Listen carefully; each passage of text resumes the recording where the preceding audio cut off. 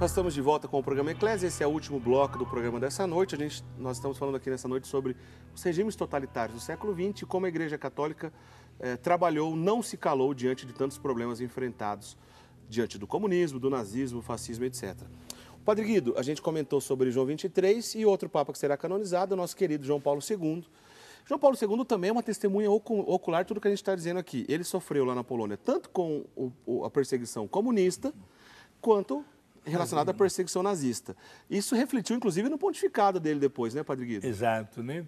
O Papa João Paulo II, que dia 27 será proclamado santo, carrega na sua vida este tipo de experiência, né? Ele nasceu lá na Polônia, que foi uma terra muito cobiçada, seja pelos russos, como você acaba de dizer, como também pelos alemães, né? E este homem entendeu que podia fazer alguma coisa também para a sua pátria, para resgatar o nome da sua pátria, que inclusive é um país, um dos mais católicos da Europa, a Polônia. Portanto, detestou a atitude do que estava acontecendo com Hitler, inclusive na terra natal do Papa, na cidade chamada Wadowice, entrou num terreno, digamos assim, que a Alemanha invadiu sem nenhuma motivação, só para abrir um canal para poder chegar na Rússia. Por isso sofreu na pele as consequências, de um lado, do nazismo, como também da resposta comunista, que depois chegaram a acabar com o nazismo ao término da Segunda Guerra Mundial. Pois é, e depois, durante o pontificado, acabou sendo um importantíssimo personagem na luta contra esses absurdos do comunismo. Exato, né, é uma das maiores conquistas, inclusive, que o Papa fez, colocando a doutrina da fé na frente, a doutrina social da Igreja, foi quando conseguimos derrubar o famoso, tristemente famoso Muro de Berlim. Que era um grande símbolo que separava essas duas realidades, que com a queda do Muro de Berlim, certamente um ciclo se encerrou. Infelizmente, os problemas não acabaram, né? Mas um ciclo se encerrou e ele teve grande influência nisso, né? Sim. Agora, Padre Guido, queria que o senhor comentasse rapidamente, a gente já falou em alguns outros programas, a gente sempre cita grandes santos aqui durante as nossas conversas, né? Em especial, vamos citar dois aqui na nossa conversa, porque São Maximiliano Kolbe e Santa Edith Stein foram vítimas desses regimes totalitários. Perfeito, né? São dois grandes santos dos nossos, são mártires os dois, inclusive, né? Maximiliano Kolbe era natural de Varsóvia e ele fundador da famosa milícia da Imaculada, né? Ele foi preso no campo de Auschwitz e foi aí que terminou a sua vida somente com 49 anos de idade, quando ele doou a sua vida para salvar um homem, um tenente, que tinha sido escolhido para morrer com mais 9 pessoas, 10 ao todo, de fome e de sede, porque um prisioneiro tinha conseguido escapar. Este tenente, logo que foi escolhido, gritou chorando: ai de mim, ai da minha esposa, ai dos meus 2 filhos, que eu nunca mais verei. Foi aí que o padre Maximiliano Kolbe saiu da fila e pediu para o homem da nazista, o oficial, se podia pegar o lugar daquele tenente. E foi aceito e foi assim que ele morreu. E morreu, deu a sua vida... Sim, 15 dias aguentou. Inclusive eu tenho até uma foto, não sei se daqui a pouco podemos mostrá-la. Poder mostrar, produção, a foto do Padre Guido lá em Auschwitz, né? A gente tem, a produção está preparando ali, a gente vai mostrar, aí ó, isso aí é uma visita do Padre Guido em Auschwitz, ali do canto direito. À direita, estou na frente da cela de Padre Maximiliano Kolbe. Foi nessa cela que ele morreu, então? Morreu, exato. Lá à esquerda, em cima, na frente do famoso, tristemente famoso, muro feito de cimento e cabelos humanos. Olha só, milhares de pessoas foram fuziladas na frente daquele muro. Há sempre flores lá na frente. Sim. E debaixo, naqueles corredores cercados de arame farpado com eletricidade. Quem tocava naquele arame morria naquela hora. Eu imagino que o clima deve ser terrível, mas antes de o senhor contar por que o senhor visita constantemente Auschwitz, rapidamente um comentário sobre Edith Stein. Edith Stein era uma professora alemã inteligentíssima, e, digamos assim, de uma cabeça extraordinária, professora de filosofia, que dava aula nas faculdades. Ela foi aluna do filósofo Russell, aquele famoso filósofo Russell? Ela era judia, exatamente exercendo a sua profissão, repito, de uma cultura, de uma abertura e inteligência extraordinária, que descobriu o caminho da fé. E pediu de ser batizada e logo em seguida optou para uma vida de estrita clausura no convento, no Carmelo, de estrita clausura. Ela teve contato com a obra de Santa Teresa d'Ávila. Sim, sim. Né?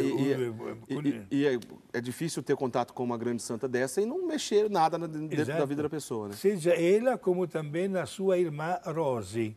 Mas a Gestapo, a polícia secreta de Hitler, querendo acabar com os judeus, invadiu, veja só, com o risco de excomunhão, né? Saibam disso, invadiu o convento e deu para as duas irmãs 5 minutos de tempo para pegar alguns efeitos pessoais.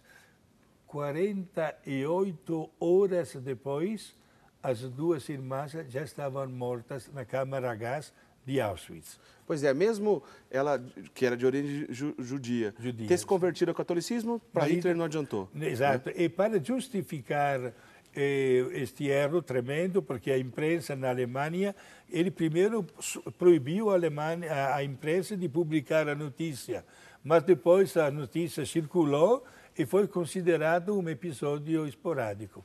Pois é. E depois o Papa João Paulo II a proclamou como copadroeira da Europa, Santa Edith Stein, ou Teresa Benedita da Cruz. Teresa Benedita da Cruz, o nome dela de consagrada. Padre Guido, o nosso tempo está acabando, mas eu não posso deixar o senhor ir embora antes de comentar para a gente. Por que é que o senhor sempre visita Auschwitz e por que esse tema lhe diz respeito e lhe toca tanto, Padre Guido? Exato. Porque aconteceu na Segunda Guerra Mundial uma aliança horrível entre Mussolini e Hitler. Só que, depois de um certo tempo, a Itália não gostou mais desta aliança e se revoltou contra Hitler. Então, Hitler, para enfraquecer a Itália e dominá-la, mandou milhares de soldados italianos para Auschwitz. E entre estes milhares estavam também o meu pai. Quer dizer que seu pai foi prisioneiro lá em Auschwitz? Sim, exato. Por 6 meses foi libertado pelos russos no dia 27 de janeiro do ano 1945. Conseguiu voltar vivo para casa e a sorte dele foi que caiu naquele lugar horrível nos últimos 6 meses da guerra.